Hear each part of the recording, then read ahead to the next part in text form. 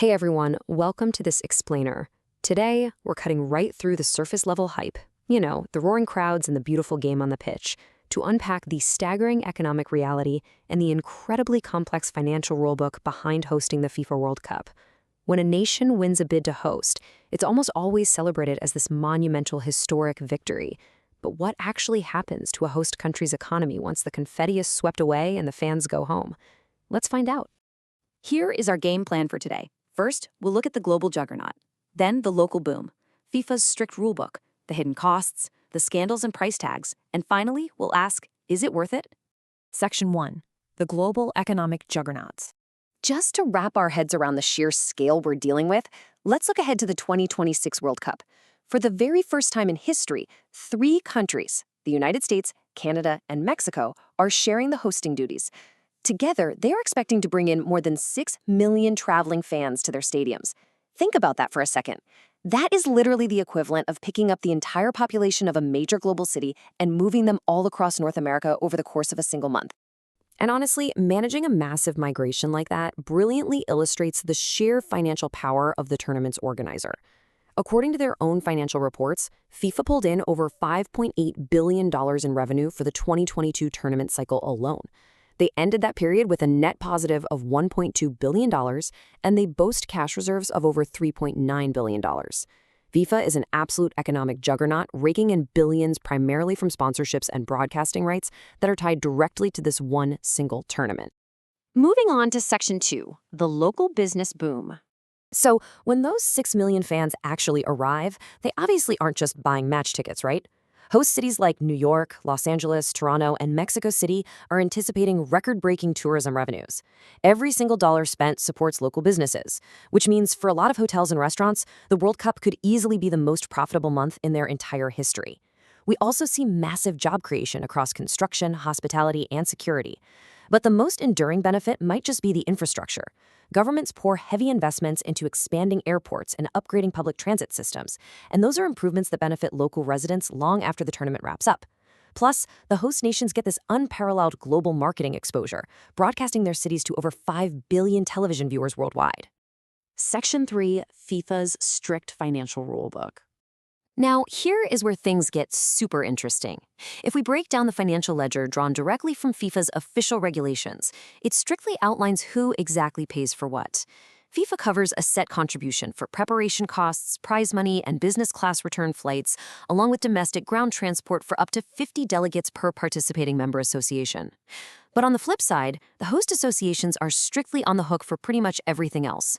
Got extra delegates? The host pays. Incidental hotel costs or lodging that goes over FIFA's set contribution, the host pays. It's a highly regulated financial environment where unexpected costs can compound incredibly fast for the host nations.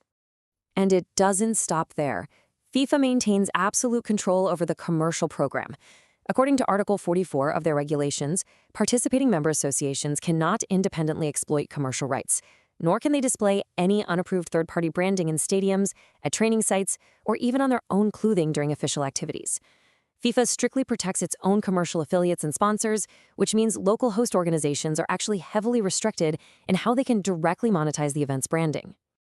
Which brings us to Section 4, the hidden hosting costs. Sure, those shiny new airport upgrades we mentioned are a big benefit, but the immediate upfront costs, they are staggering. Governments have to take on massive, unglamorous expenses like intense public security, complex crowd control, and managing the extreme strain on local transportation. But there are deeper legal concessions at play too. Past investigations have revealed that FIFA actually requires nations bidding for the tournament to agree to implement special laws.